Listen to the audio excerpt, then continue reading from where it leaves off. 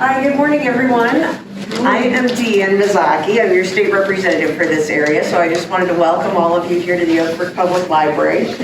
We've invited some therapists from the DuPage Care Center here today, and Lauren is going to be our primary presenter, and she's going to be talking to you about the importance of things that you can do to prevent falls. One of the things that I'm very well aware of that can lead to people, having to be in, not be able to stay in their homes is if you have a serious fall and you have to go into rehabilitative care. So the physical therapists who are here today have many years of experience working with seniors, doing exercises, doing skills that you can cultivate so that you can hopefully avoid falls in the future and make sure that those don't happen. But if I can give you a little bit of background about Lauren. Lauren Lair is an exercise physiologist with the DuPage Care Center. She works with seniors both in groups and on individual fitness programs, and also can conduct fitness assessments. So she has developed a specific senior fitness program for the DuPage Care Center, specifically to help hopefully everyone in this room. Lauren has a Master of Science degree in physiology from Benedictine University. So I hope that everyone can give a warm welcome to Lauren. Thank you so much. Thank you very much. All right, thank you so much, everybody, for coming. I really appreciate everybody coming out to listen to the presentation here on fall prevention, balance, and things like that. We're going to talk about some tips and some things to help, and then also go through at the end some exercises and different techniques to help at home. And then I'll also go through a little more specifics about the program that I run at DuPage Care Center. Can everyone hear me okay now without the mask? So these are just a few things to kind of think about as we're getting started with the presentation.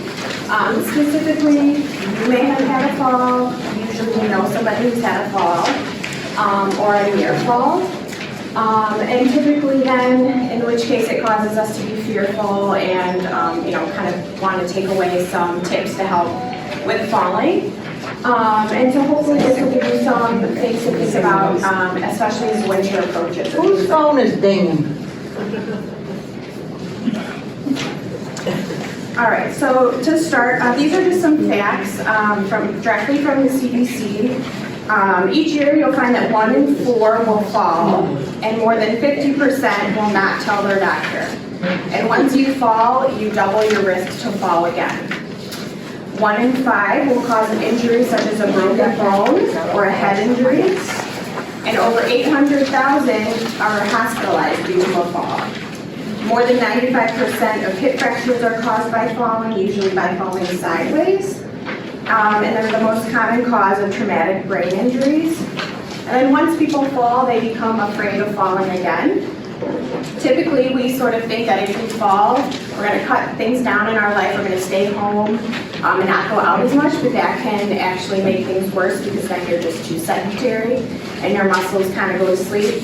So these are sort of some frightening statistics, and again, you may know somebody who has fallen or has been impacted in some way by a fall. They can impact our independence, our function, and the ability to engage in active living and having a good quality of life. The fear of falling can again cause someone to become less engaged in activities. So there's this sense of if I stay put, then I won't fall. But really that sedentary response causes our muscles to become weak, decrease our coordination and reaction time, which actually makes our risk even higher to fall.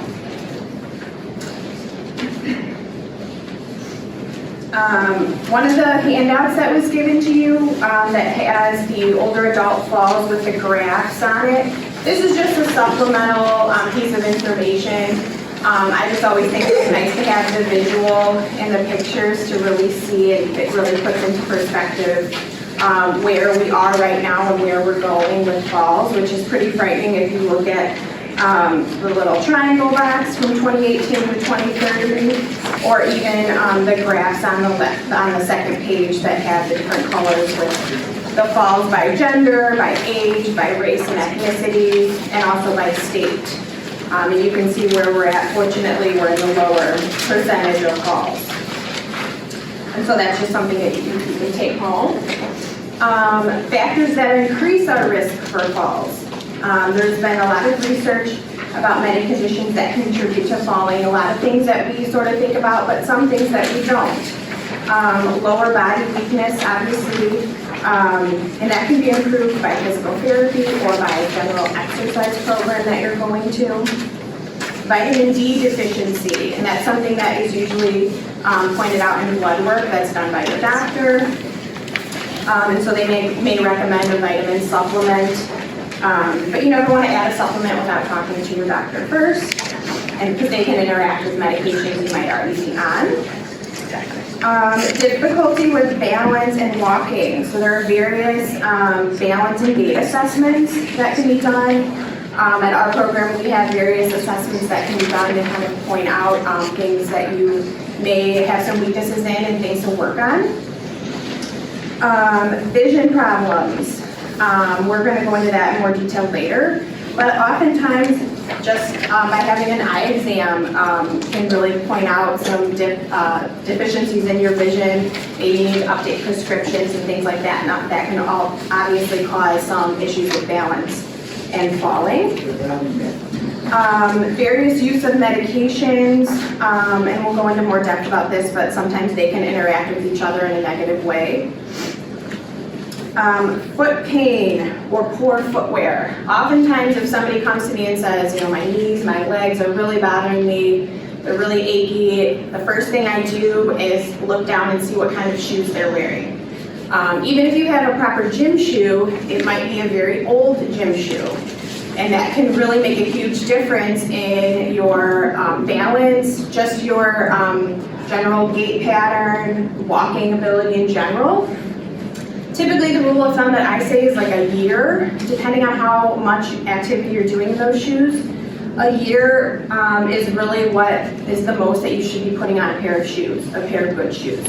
So it's kind of an easy way to really try to take some of those things, you know, to do head on your own. Go and buy a good, proper fitting pair of shoes. That can really make a big difference. You want to make sure that the soles and the heels aren't worn, that they fit properly. I know it's nice, but we never want to override, you know, function over fashion when it comes to our shoes, especially in poor weather as well. We want to make sure we have good boots and things that are appropriate for the weather. Home hazards, and this is something we're really going to go into with one of the other pieces of paper that I gave you. But doing a safety checklist and going around your home and making sure that that every room is safe. For example, that throw rugs are not around, or if you do have throw rugs, that they have proper backing on them. And making sure that you're looking where you're going when you're stepping around your home. So some things that will help you with some of these challenges. The next, one of the other pieces of information I gave you was the risk for falling, and it has the yes, no on the back of it. And it allows you to kind of tally, and you can kind of do this on your own as we go through here, but it allows you to tally each one of these statements to see really where your risk is at. So, you know, the first two are the most important, which is why there's a 2 for those. If you have fallen in the past year, give yourself 2 points. Again, if you've fallen once, you're more likely to fall again. If somebody, a doctor or somebody has told you to use a cane or a walker to get around safely, and again, if that's something that's been advised, you're probably more likely to fall. And a lot of times we don't always take that advice if somebody is telling us to do so. And then the rest are all 1 point or 0 points. Sometimes I feel unsteady when I walk. Unsteadiness or needing support is also a sign of poor balance. Steadying yourself onto furniture when you're walking around your home. Again, another sign of poor balance. You're worried about falling, that you're more likely to fall. You need to push with your hands to stand up from a chair. So if we have some weak leg muscles, getting some strength back in your legs will really help you and decrease your risk for falling. Stepping up and down off of a curb, so that's a sign of weak muscle legs. It can also be a vision problem as well. Having to rush to the bathroom, especially at night. A lot of times we don't turn the light on. There's clutter around that may contribute to our risk for falling. That's oftentimes what I hear is when somebody falls, they fall on at night, the middle of the night, things like that. You've lost some feeling in your feet. Numbness in your feet can cause some stumbles and lead to falls. Neuropathy is a common chronic disease that tends to creep up as we age, and that's what that could be. Taking medication, so some medication interactions oftentimes can make you dizzy or cause you to fall. Taking medications to help you sleep or improve your mood, again, that can be a side effect oftentimes of those types of medications. Feeling sad or depressed, they can be linked to falls. So just on your own, you can kind of tally that just to see what your risk is. If you score 4 or more, you're typically at risk for a fall.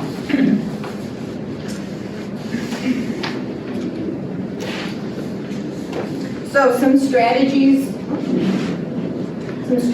and solutions that we're going to go through here. Kind of brought it up a couple of times, but again, medication. So oftentimes a medication check is really important. There's sometimes our interactions that medications can have that can cause lightheadedness, dizziness, dehydration. And as we get older, the tolerance for medications may develop differently. So sometimes just a dosage adjustment might be necessary. If you see multiple doctors, there's not always the communication with multiple doctors, so what one doctor is putting you on and then another doctor is putting you on, they may be interacting negatively with each other too. So a pharmacist can oftentimes look at that for you as well. Muscle weakness, that's something that's reversible, but it does take some effort and some work. So it does take more than just like walking to the bathroom, walking around your dining room, getting up out of a chair to build strength in your legs. So you really need some kind of exercise a couple days a week, and that's going to challenge you to some degree. Walking is always a great start, but maybe you need something more like a bike or doing some resistance machines that's really going to build some strength up in your legs. And like I said, we have certain assessments that can be done to help determine what your risks are, where your weaknesses are, and really how to help you increase that.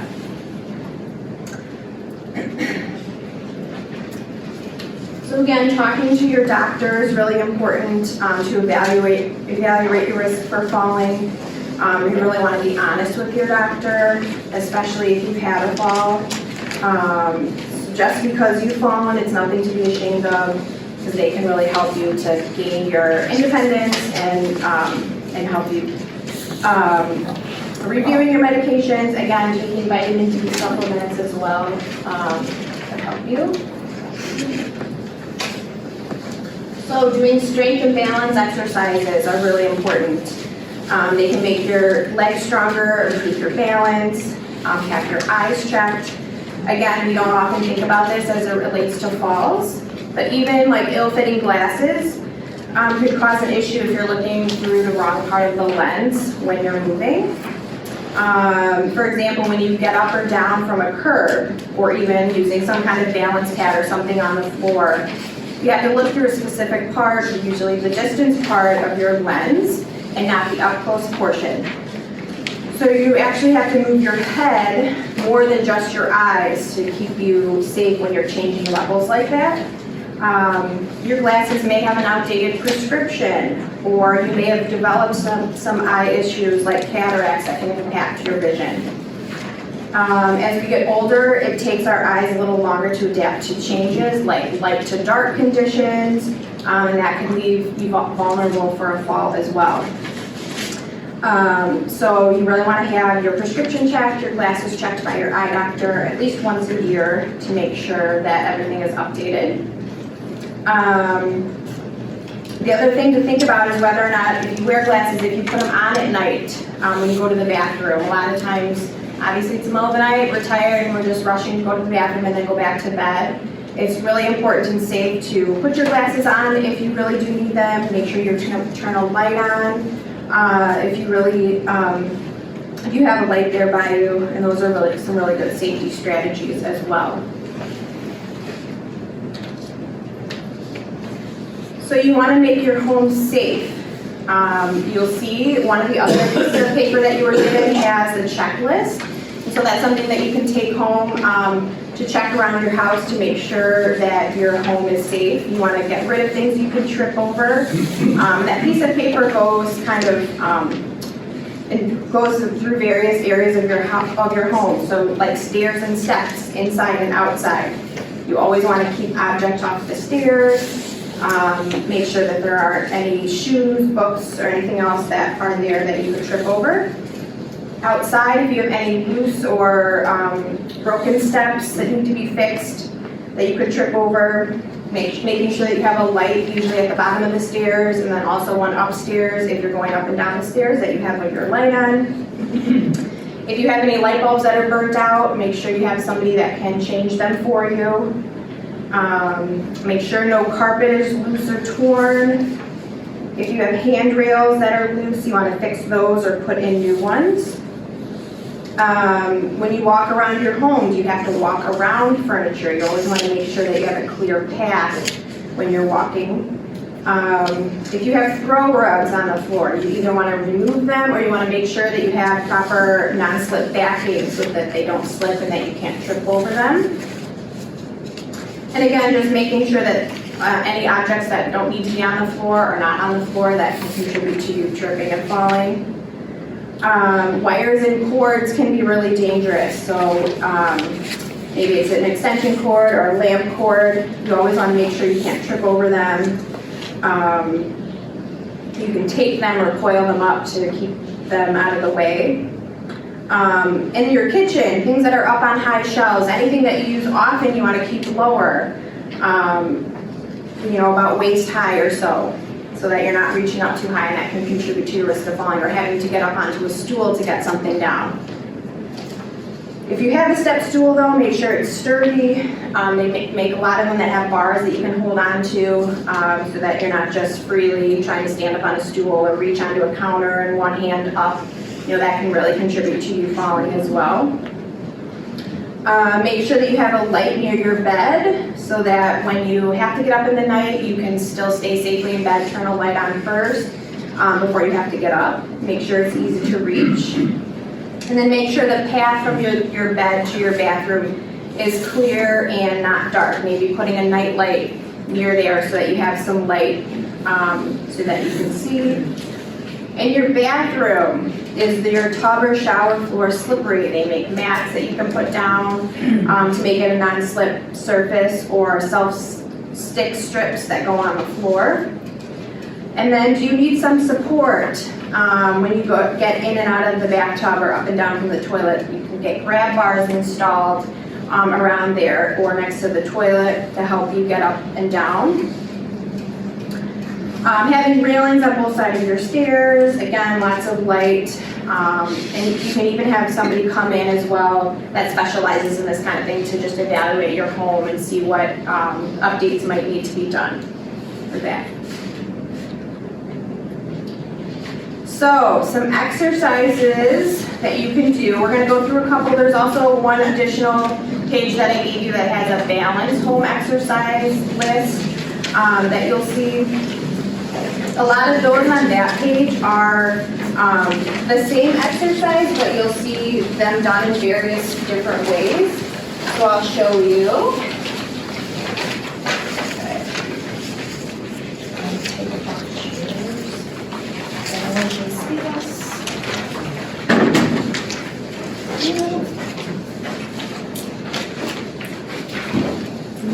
So obviously anything seated is going to be the safest. But of course, very beneficial. So these are things, most of these things, or all of these things are things you can do at home while you're watching TV is obviously probably the best time. Or just anytime you're around your home, maybe you're at your kitchen counter or your bathroom counter, you can do a lot of these things. So specifically what you see up on the screen allow for some different seated exercises and some standing exercises. So when you're seated, you want to make sure that you have a very comfortable chair that has arm rails, especially in case you do decide to get up to do some of these exercises, you have something to hold on to. So some very simple exercises sitting at the edge of your chair, and you can do some of these with me if you'd like to. Simple knee lifts. So just lifting one leg at a time. Yeah. While you're watching TV, during a commercial, you can switch to the other leg, or you can even just march. And this helps improve your strength, your balance, keeps you moving, so we're not so sedentary. The next one you could do, ankle circles. So yeah, just bringing your foot out and turning your ankle one way, and then going the other way. And you can do that on both feet. And then you can also point and flex your toe. So this is all working various different muscles in your legs, your ankle, your feet. Did you fix that? You didn't do this? No. Okay. Some of them are on the other Yeah. page. Yeah, and we're gonna go through some of those too, so you'll see all of them. Sitting at the edge of your chair and rocking back and forth. This is really good for your core. And we all need our core to be able to sit up straight, to be able to stand, to keep our balance. So this is a really simple exercise that will work your core muscles. So sitting up nice and straight and tall, just leaning forward and back. Good. And then kicking, just doing some front kicks. You can do both legs, you can do one leg and switch. Good, and the higher you can kick, the better. So maybe you start small and then kind of work your way up.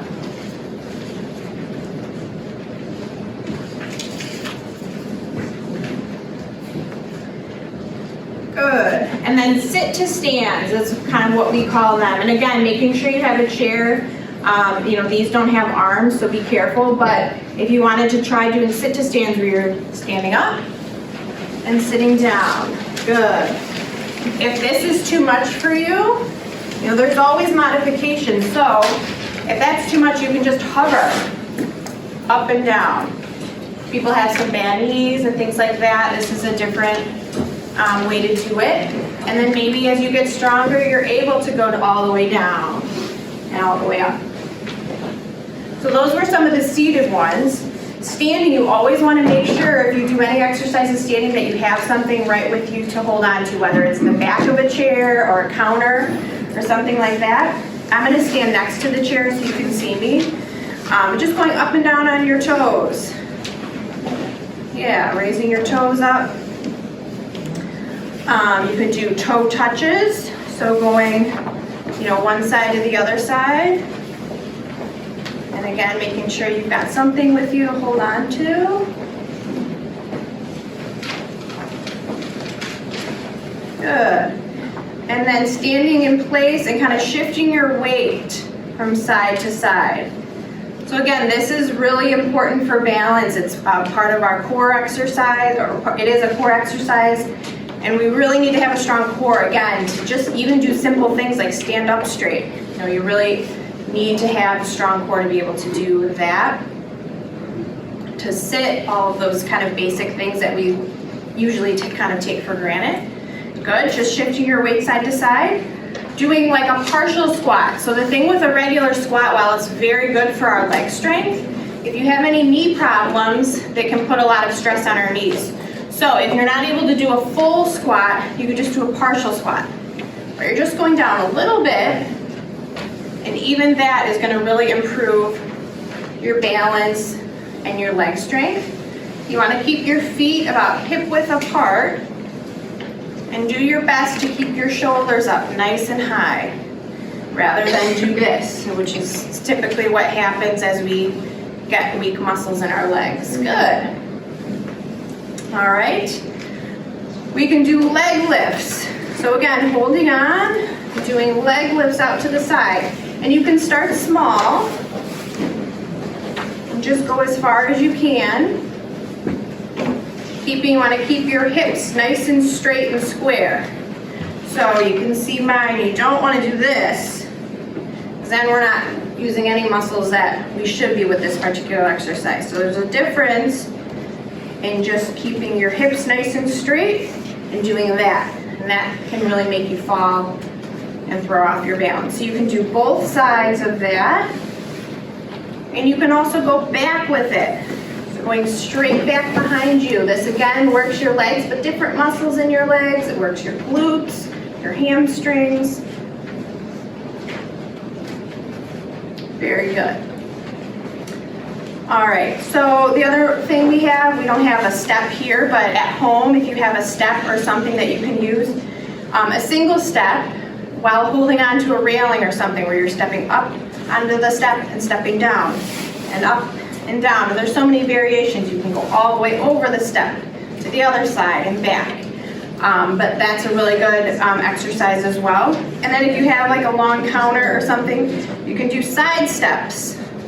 Down one side of the counter and down the other side of the counter. Good. So none of these exercises should hurt, cause any pain, any dizziness or anything, and if that's the case, then you need to stop. You can start with even just a basic set of 5 or something like that, where you're just doing a few. If it's challenging for you, start with 5. You can work your way up. We're going to do some more. You can work your way up to maybe 15 or 20. Maybe you do a couple of sets, 2 sets of 15 or 2 sets of 20. Once they get easy, you can, again, try some more advanced exercises. Some of the exercises that are on the piece of paper that you were given.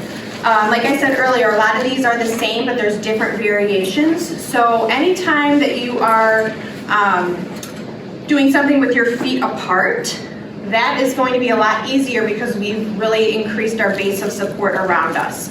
So anytime that you're standing with your feet farther apart, that's going to be a lot easier than doing something with your feet really close together. And you may not really notice that so much, but now that I pointed it out, you may notice that that really is true, that anytime you're far apart, you've got a lot more balance than being close together. So with some of these exercises, you can start basic with your feet farther apart, and then as things get easier, you can go together. And even just simply standing with your feet close together is really going to challenge your balance. Again, making sure that you have your chair or your counter with you, but you'll notice the difference between standing with your feet apart for a period of time, 10 seconds or 15 seconds, and standing with your feet together for a period of time. The other thing is doing exercises with our eyes open versus our eyes closed. So the same thing that we just did, you can do with your eyes closed. Obviously that's going to be a lot more challenging. All of a sudden our support is lost, our surroundings are gone, and so anytime you're doing an exercise with your eyes closed, that's going to challenge your balance as well. Again, making sure that you're right with your chair or your counter as you're doing something. Also, another thing that will make things harder is if you go like heel toe and stand tandem, you'll find that that is a lot harder as well than standing with your feet apart. So again, even just standing straight for 10 seconds or 15 seconds, heel toe one way and heel toe the other way is going to really challenge your balance.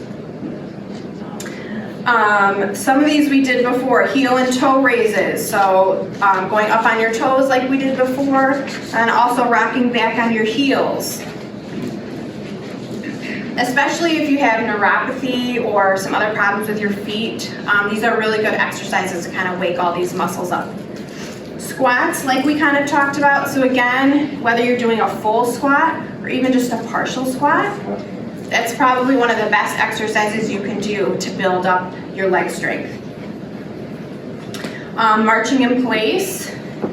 So again, just standing in place next to your chair, your counter, and marching. Try bringing your foot as high as you can off the floor. You can even hold it when you get up, so that's another way to challenge it. to hold it for a second. Same thing with the other side, you could hold it for a second. So standing with rotation, that's one of the other ones on the list there. So what that means is anytime that we're having to look behind us or next to us where our vision, we're looking at our peripheral vision or our vision is thrown off and having to reach back behind us, that usually always increases our risk for falling because all of a sudden we've lost completely where our vision is going or where we were before. So just practicing like stepping back and reaching behind you. You always want to look back at where you're going. What I always say is like look at your fingertips. And that'll help you kind of keep a gaze so that you don't lose your balance. And same thing the other way. So stepping back and just keeping your eyes on your fingertips as you're going forward and back. And you can even do this seated as well if it's too challenging to stand right off the bat with it. Standing with our feet together and turning your head side to side. So again, right away our balance is challenged because we're standing with our feet together. But now we're throwing in upper body with our vision and our head and having to look left and right. And that is gonna make it harder as well. So you can go left to right, you can go up and down. And again, if this is too challenging, you can keep your feet spread apart like we talked about, the most basic or easiest form of standing, and do the same thing. And then eventually work your way up to being able to stand together and do those exercises. And then the last one that's on the list, standing on one leg, trying to hold your balance for like 10 to 30 seconds. Standing nice and tall, keeping your shoulders up, and switching and doing the other side as well. So with this one that I always say is like while you're brushing your teeth, you could do this, or you can do a lot of these while you're brushing your teeth, but specifically this one, while you're trying to balance and brush your teeth, is gonna challenge you. Switching hands completely, you don't think about it, but even that, just standing normally, but changing the hand that you brush your teeth with, all of a sudden could really throw off your balance because it's probably your non-dominant side. And it's causing us to really have to think about, A, brushing our teeth, and just keeping everything balanced and stationary. So that's another thing you can do while you're brushing your teeth, is just to switch hands that you use to brush your teeth with. Thank you. So, hopefully you guys took some tips away that you can use to help you at home while you are just navigating being at home, going out, doing things that hopefully giving you some confidence now to be able to, decrease your risk of falling. In addition, like I said, I was going to kind of talk about our program a little bit, which is the smaller trifold pamphlet that you guys were given. We have a community wellness center that's part of the DuPage Care Center. It serves any member from wherever, from the community, 55 and older.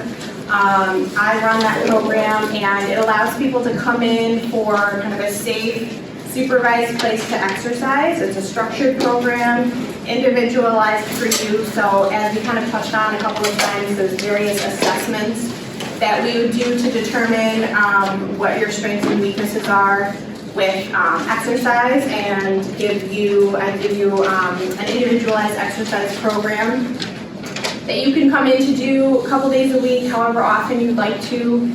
But it's supervised, it's safe, it's a more of an intimate space where you are surrounded by others who are in similar situations as you, as opposed to like a big gym that you're just surrounded by tons of people, there's no one supervising you, nobody cares if you show up or not. So you come at a scheduled days and times with me, and you kind of work through your individualized exercise program. We've got various cardio equipment, strength training equipment. Obviously, we focus a lot on balance, and all of that would kind of encompass a program. You get assessed a couple of times a year to kind of evaluate where you are and hopefully the improvements that you make as you go along. And that usually helps supplement things that people are still doing at home. So everybody that comes in still is at home, still does their activities outside of here, but that's why it's even more important to really keep you independent and being able to do the things that you want to do. So thank you all very much for coming. Really appreciate it. If anybody has any questions. Yeah. Is there a cost? Of course, there's a cost. There is an initial $40 assessment fee. And like I said, you get assessed a couple of times a year, but you just pay that one-time fee of $40. And then we have a couple of different options for payment. You can either pay monthly, you can pay $25 a month, whether you come one time or 3 times. It allows you up to 3 times a week. So whether you come once or 3 times, it's $25 a month. Or you can do a punch card, which offers you the flexibility to maybe come and go a little more frequently. Maybe it's winter, you don't come out as often, it's around holidays. So it has 10 punches and it's $30. So however long it takes you to use up those 10 punches, that's $30. And you just kind of keep re-upping or changing which membership you want to do each time. Maybe you're going to be going on a trip, going to see your grandkids or whatever it is, and so the punch card sort of allows the flexibility to not miss out on any payments or any sessions that you may have. Are you aware of any insurance program in your services? I have United Healthcare and it covers Life Source, which is an exercise break, but as you say, it's unsupervised. I do my own thing, and so you're not part of any insurance. No, so ours would run like a gym where you pay a membership or something like that, yeah. No insurance. Yeah. You have no pool facilities We then? don't have a pool, Okay. no. Yeah. So Laura, you mentioned, that squats is one of the best exercises that you can do for your balance. But if you have bad knees, that obviously is, can be painful. So what would be your second favorite exercise to do if you do have, knee or joint pain? Yeah, so doing those sit to stands like we demonstrated where you're standing up from the chair, down from the chair is really good. It's essentially the same thing, but you're having that chair to support you. Or like even just a partial squat like we demonstrated is still going to be almost just as beneficial as doing a full squat. So anytime you're really able to put all your weight on your legs, that's going to give you the most strength and the most build up for leg strength. Sometimes if I stand like 2.5, 3 hours on a head movie theater or lightning, when I go to get up, I get like that. It's very difficult to stand up. That would help. Make sure you go slow to stand. Make sure that you're holding on to something if there's something there to stand. Hydration is oftentimes a lot of what can cause can cause dizziness and lightheadedness, especially when we stand up. It's that vasovagal term that you hear where sometimes you can be seated and you're totally fine, and then the second you stand up, it's like your blood pressure drops, and that can cause you to be dizzy. Hydration is really important then, so with that too, making sure that you're drinking enough water. I often recommend, especially for those who have high blood pressure, which is a lot of times what that issue is, having a blood pressure cuff at home and taking your blood pressure at home, keeping it next to your bed. The best time to take your blood pressure is before you even get out of bed. So if you have a blood pressure cuff at home, and you can get them from Walgreens, Amazon, and you can get them relatively inexpensive, that can kind of help you keep an eye on your blood pressure, because sometimes that's the issue too, is your blood pressure. And like I said, whether it's, you're fine when you're seated and then the second you stand up you get dizzy, that usually is a drop in your blood pressure. So it's something to kind of monitor that and keep an eye on as well. Does anybody know why the Oak Brook Park District eliminated their punch system? You could walk there, you get 20 walks for $15. Of course, it's strictly an indoor track, 8 to a mile. But I know they've done everything on COVID, but it's a lot more economical than having to join the club if you're not going to use the other facilities. Does anybody know if they've reinstated that? Or has anybody been there? I will find that out for you. Yeah, because it was a great program and you get to meet a lot of people, and you can always find someone to walk with if you don't want to walk by yourself. But it was a punch card, $15, and they punched it whenever you came in. And then also, as a bonus, if you came to Tuesdays and Thursdays, between 10 and noon, they didn't punch your card. That was the senior walk. So, because it's a lot better than driving out to Wheat, no offense. I know. No offense. Yeah. That'll be an issue for the Park District Board, but I will reach out to them. Well, it was such a good, and it wasn't the case that they were, that they were overwhelmed with the crowd. Yeah, Thanks. I will do that. Anything else? Yeah. I know, I got a question. Just listening to him talk, now, do you need to be a resident of Oak Brook?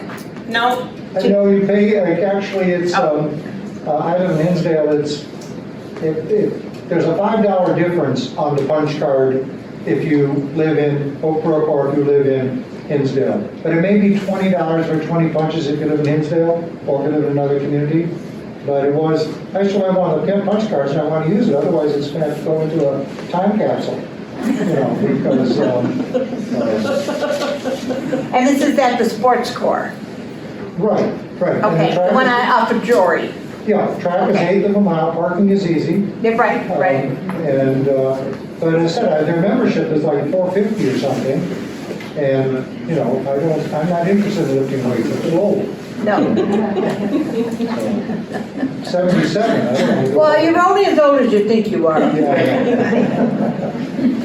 I'm still 18. In my big toe, maybe.